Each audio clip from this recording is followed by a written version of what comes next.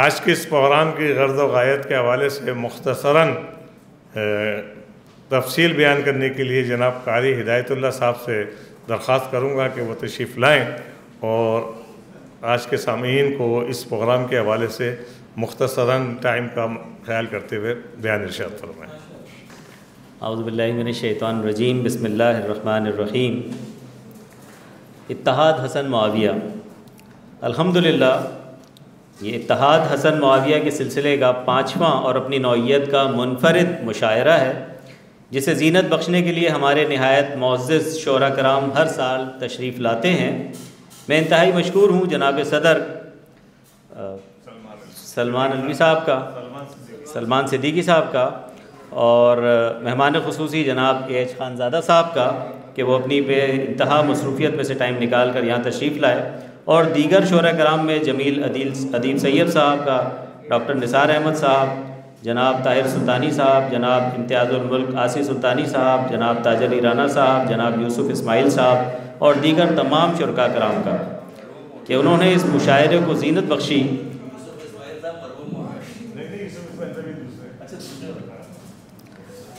اس مختصر تمہید کے بعد میں اس مشاعرے کی اہمیت کے حوالے سے کچھ بات آپ سے کہوں گا۔ اس کے بعد انشاءاللہ باقاعدہ مشاعرے کا آغاز کیا جائے گا۔ سورہ آل عمران کی آیت نمبر 103 ہے، وَاعْتَصِمُوا بِحَبْلِ اللَّهِ جَمِيعًا وَلَا تَفَرَّقُوا، اور اللہ کی رسی کو مضبوط پکڑے رہنا اور متفرق نہ ہونا، اور اللہ کی اس مہربانی کو یاد کرو جب تم ایک دوسرے کے دشمن تھے تو اس نے تمہارے دلوں میں الفت ڈال دی اور تم اس کی مہربانی سے بھائی بھائی ہو گئے، اور تم آگ کے گڑھے کے کنارے پہنچ چکے تھے تو اللہ نے تم کو اس سے بچا لیا۔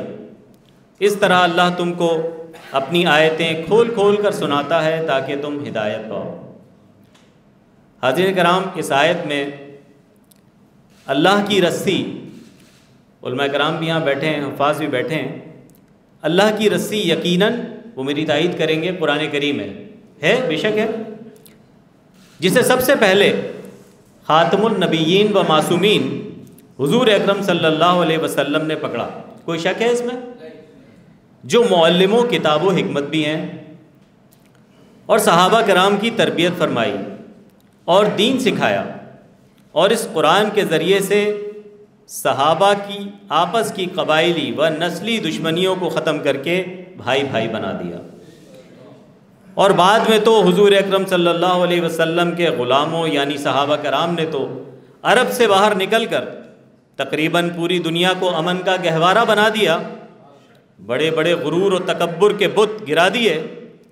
ایرانی و رومن امپائرز کو خلیفہ دوم حضرت عمر فاروق رضی اللہ تعالیٰ عنہ کے دور میں فتح ہو چکے، اور اسلام کی ریاست کا پرامن جھنڈا 25 لاکھ مربع میل پر لہرانے لگا۔ اسی طرح حضرت عثمان غنی رضی اللہ تعالیٰ عنہ کے دور میں اسلام کا لشکر حضرت امیر معاویہ رضی اللہ تعالیٰ عنہ کی سرکردگی میں جزیرہ قبرص یعنی سائپرس جا پہنچا اور اس کو فتح کیا۔ یہ پہلا موقع تھا جب حضرت امیر معاویہ رضی اللہ تعالیٰ عنہ نے حضرت عثمان غنی رضی اللہ تعالیٰ عنہ کی اجازت سے پہلا بحری بیڑا بنایا اور اس کے ذریعے سے جزیرہ قبرص کو فتح کیا، اور دوسری طرف مشرق میں اسلامی لشکر آذربائیجان اور تبرستان جا پہنچا۔ یہ پہلا موقع تھا جب جنت کے سرداروں یعنی حضرت حسن و حسین نے کسی مارکے میں شرکت کی اور اللہ نے انہیں پہلے ہی مارکے میں فتح سے ہمکنار کیا، جو سعید بن عاص رضی اللہ تعالیٰ عنہ کی سرکردگی میں فتح ہوا، اور حضرت امیر معاویہ رضی اللہ تعالیٰ عنہ نے اپنے 19 سالہ دور حکومت میں کئی بغاوتوں کو ختم کیا اور خراسان، بلخ، ہرات و بازغیس، کابل و غزنی کو امن کا گہوارہ بنایا، اور افغانستان میں قلات، قندھار، قیقان، مکران، سیسان کے علاقوں کو فتح کیا، اور ترکی میں بخارا، سمرقند اور ترمز کے علاقے فتح کیے، اور شمالی افریقہ اور قسطنطنیہ کو بحری بیڑے کے ذریعے فتح کیا۔ جس کی بشارت حضور اکرم صلی اللہ علیہ وسلم نے بھی دی تھی کہ میری امت کا پہلا لشکر جو بحری لڑائی لڑے گا اس پر جنت واجب ہوگی، فتح البخاری میں ہے۔ حاضرین کرام، میری اس مختصر تمہید کا مقصد آپ حضرات کے دل میں قرآن کریم کی اہمیت کو اجاگر کرنا اور حضور اکرم صلی اللہ علیہ وسلم کی تعلیمات کی اہمیت کو اجاگر کرنا ہے کہ جب تک ہم نے اللہ کی اس عروۃ الوثقیٰ یعنی مضبوط رسی کو تھامے رکھا، ہم دنیا کو فتح کرتے رہے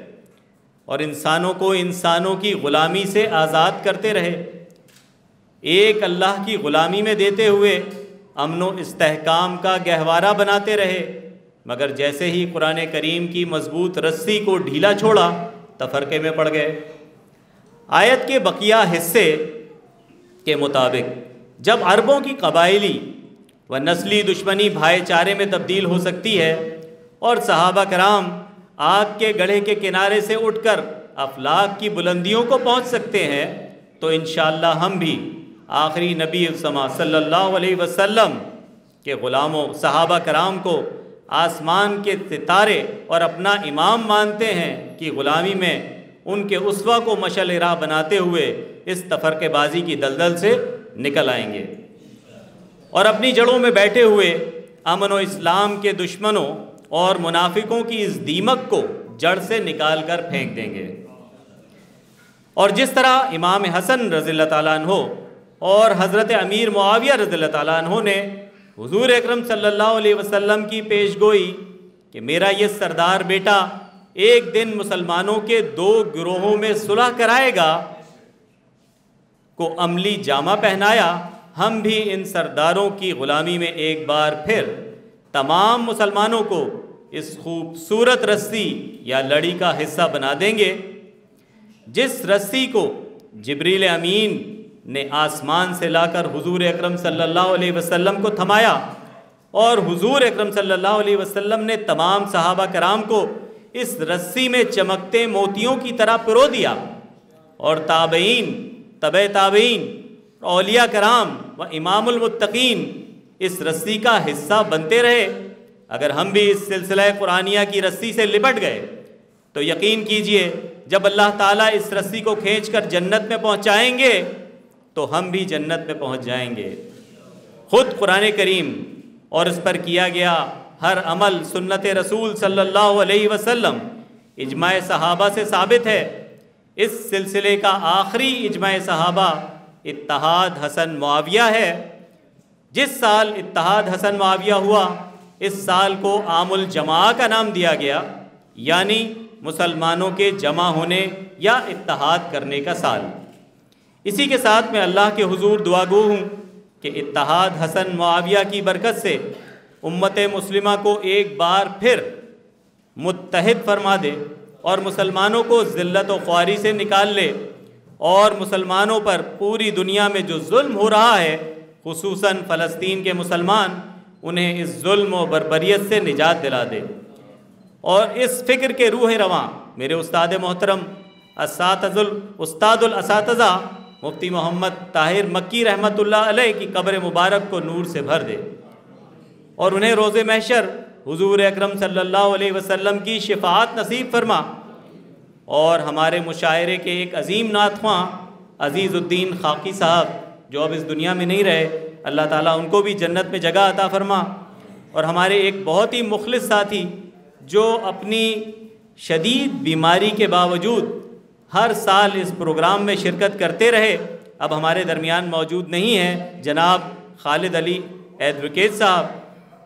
اللہ تعالیٰ ان کی کامل مغفرت فرمائے، آمین یا رب العالمین۔ اسی کے ساتھ میں اجازت چاہوں گا۔